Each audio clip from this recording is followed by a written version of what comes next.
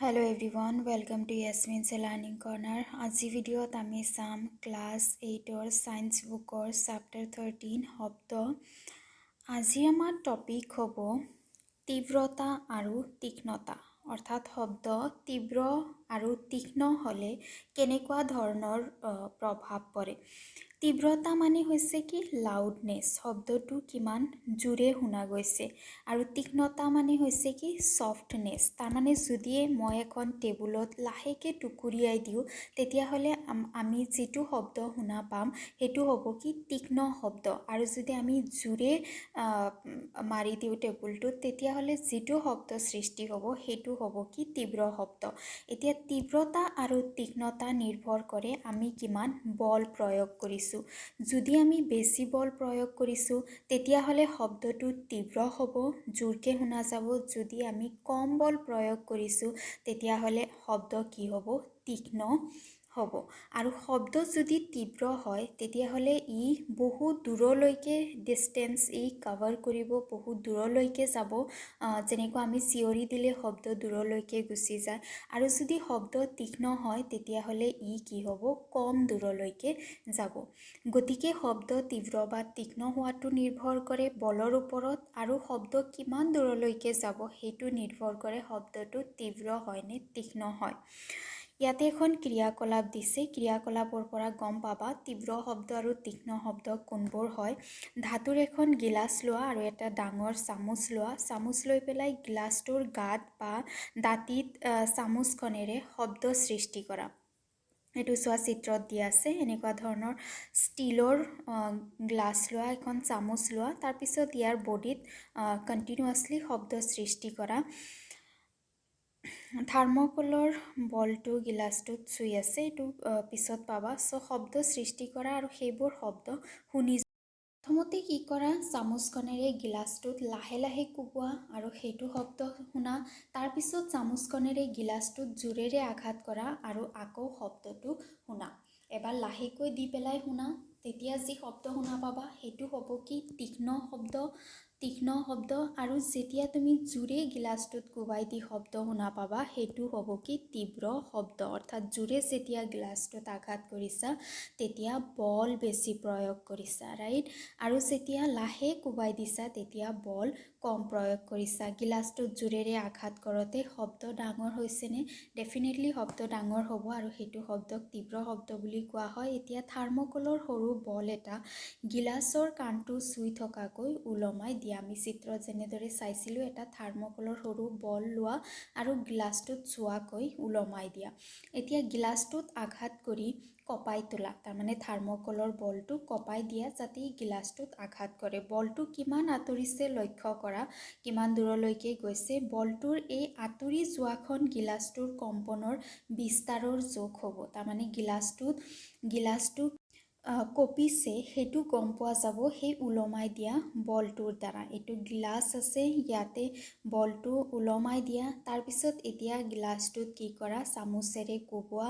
এতিয়া চাবা এই যিটো থাৰ্মকলৰ বল আছে, এই বলটো যেনেদৰে কঁপিছে সেইটোৰ ওপৰত নিৰ্ভৰ কৰিব গিলাচটো কিমানখিনি কঁপিছে, গিলাচৰ কম্পনৰ বিস্তাৰ কিমান হয়। এতিয়া গিলাচটো প্ৰথমতে লাহেকৈ আৰু পিছত জোৰেৰে আঘাত কৰা, আৰু দুয়ো ক্ষেত্ৰতে কম্পনৰ বিস্তাৰ চোৱা। যেতিয়া চামুচেৰে গিলাচখনত লাহেকৈ আঘাত কৰিবা তেতিয়া চাবা এই থাৰ্মকলৰ বলটো কি কৰিব, কমকৈ কঁপিব, ৰাইট। কমকৈ কঁপিবলৈ আৰম্ভ কৰিব। যেতিয়া কমকৈ কঁপিব তাৰমানে কম্পনৰ বিস্তাৰ ইয়াতে কি হয়, কম হয়। যেতিয়াই জোৰকৈ আঘাত কৰিবা তেতিয়া কি হ'ব, থাৰ্মকলৰ বলটো বেছিকৈ কঁপিব, আৰু সেইটোৱে হৈছে কি গিলাচটোৰ কম্পন। শব্দৰ তীব্ৰতা শব্দ সৃষ্টি কৰা কম্পনৰ বিস্তাৰ বৰ্গৰ সমানুপাতিক হয়। আৰু উদাহৰণস্বৰূপে যদি বিস্তাৰ দুগুণ হয় তীব্ৰতাও 4 গুণ বাঢ়িব।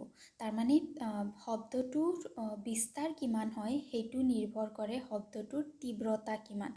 যদি তীব্ৰতা বেছি হয়, যদি লাউড হয় শব্দটো, তেতিয়াহ'লে ইয়াৰ বিস্তাৰ সেইমতে বৃদ্ধি পাব, অৰ্থাৎ বেছি দূৰলৈকে শব্দ যাব। আৰু তীব্ৰতা কিমান হয় সেইটো জোখাৰ কাৰণে ব্যৱহাৰ কৰা এককটো হৈছে ডেচিবল।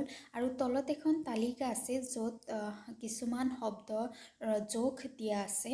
কি শব্দৰ যোগ দিয়া আছে? সাধাৰণ উশাহ নিশাহ, আমি যেতিয়া আমি এতিয়া যেনেদৰে উশাহ নিশাহ লৈ আছোঁ, খোজ নকৰাকৈ, ব্যায়াম নকৰাকৈ, নদৌৰাকৈ সাধাৰণতে আমি যিটো উশাহ নিশাহ লওঁ সেইটো হৈছে 10 ডেচিবল। সৰুকৈ ফুচফুচাই কথা কোৱা হৈছে 30 ডেচিবল। সাধাৰণ কথা বতৰা যেনেদৰে আমি কথা পাতি আছোঁ সেইটো হ'ব 60 ডেচিবল। ব্যস্ত ট্ৰাফিক, বহুত বেছি যদি ট্ৰাফিক হয় তাত যিটো শব্দ সৃষ্টি হয় সেইটো হৈছে 70 ডেচিবল। সাধাৰণ কল কাৰখানা, যিবোৰ ইণ্ডাষ্ট্ৰিসমূহত অনবৰতে যেতিয়া বেছি হয় তেতিয়াতো হয়, কিন্তু অনবৰতে যিটো সাধাৰণ শব্দ শুনা যায় সেইটোৰ তীব্ৰতা হৈছে 80 ডেচিবল।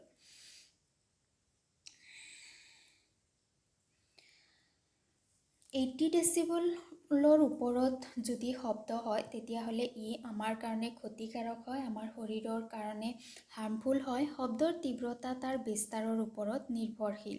কম্পনৰ বিস্তাৰ বেছি হ'লে সৃষ্টি হোৱা শব্দ ডাঙৰ হয় আৰু বিস্তাৰ কম হ'লে শব্দ দুৰ্বল হয়। যদি কম্পন বেছি হয়, কম্পনৰ কাৰণে শব্দ সৃষ্টি হয়, গতিকে কম্পন যেতিয়াই বেছি হ'ব তেতিয়াই শব্দ কি হ'ব?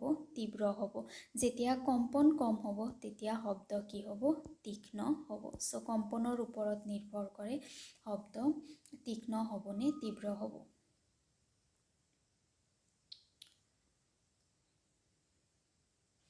ইয়াতে আৰু এটা কৈছে, এইটো শব্দ তোমালোকে মিলাই চাব পাৰা। কেঁচুৱাৰ মাত, কেঁচুৱা যেতিয়া কথা শিকে সেইটো সময়ত কেঁচুৱাৰ মাত আৰু এজন ডাঙৰ মানুহৰ, প্ৰাপ্তবয়স্ক মানুহৰ মাতৰ সৈতে মিলাই চোৱা। মিলাই চালে গম পাবা যে দুয়োজনৰ শব্দৰ মাজত কি আছে? পৃথক আছে। যিজন প্ৰাপ্তবয়স্ক ব্যক্তি আছে তেওঁৰ মাতটো তীব্ৰ হয় আৰু কেঁচুৱাৰ মাত তীক্ষ্ণ হয়। তোমালোকে তোমালোকৰ টিচাৰৰ মাত আৰু তোমালোকৰ মাতৰ মাজতো পাৰ্থক্য দেখিবলৈ পোৱা। তোমালোকৰ শিক্ষকৰ যিটো মাতৰ তীব্ৰতা হয় তোমালোকৰ মাতৰ তীব্ৰতাতকৈ বেলেগ হয় আৰু এইটো স্পষ্টকৈ গম পোৱা যায়। কম্পনাংকই শব্দৰ তীক্ষ্ণতা বা টিংটিঙনি নিৰূপণ কৰে। কম্পনাংকই নিৰূপণ কৰে শব্দটো তীক্ষ্ণ হ'বনে তীব্ৰ হ'ব। এটা কম্পনৰ কম্পনাংক বেছি হ'লে শব্দটো টিংটিঙীয়া আৰু তাৰ তীক্ষ্ণতা বেছি হয়। বহুত বেছি টিংটিংকৈ কাণত লাগে যদি শব্দ বেছি হয়। আমি জানো যদি চিঞৰ বাখৰ হৈ থাকে, যদি লাউড মিউজিক হৈ থাকে তেতিয়াহ'লে শব্দ টিংটিংকৈ কাণত বাজে। কম্পনাংক কম হ'লে শব্দৰ তীক্ষ্ণতা কম হয়। উদাহৰণস্বৰূপে এটা ঢোলৰ কম্পনাংক, এটা ঢোল যদি বজোৱা হয় সেইটো সময়ত যি কম্পনাংক সৃষ্টি হয়, কম্পনাংকই শব্দৰ তীক্ষ্ণতা নিৰূপণ কৰে। চ' কি কৈ আছিলোঁ? ঢোলৰ মাত, ৰাইট? ঢোলৰ যিটো তীক্ষ্ণতা হয় সেইটো কম হয়, টিংকৈ কাণত নাবাজে। ঢোলৰ যিটো শব্দ হয় অকণমান মোটা টাইপৰ শব্দ হয়, আমাৰ কাণত ইমান টিংকৈ নাবাজে। কিন্তু হুইচেলৰ যিটো শব্দ হয় সেইটোৰ তীক্ষ্ণতা কিন্তু আমাৰ কাণত লাগে। হুইচেলৰ কম্পনাংক তাৰমানে কি হয়? বেছি হয়। সেইবাবেই অধিক তীক্ষ্ণতাৰ শব্দ সৃষ্টি কৰে।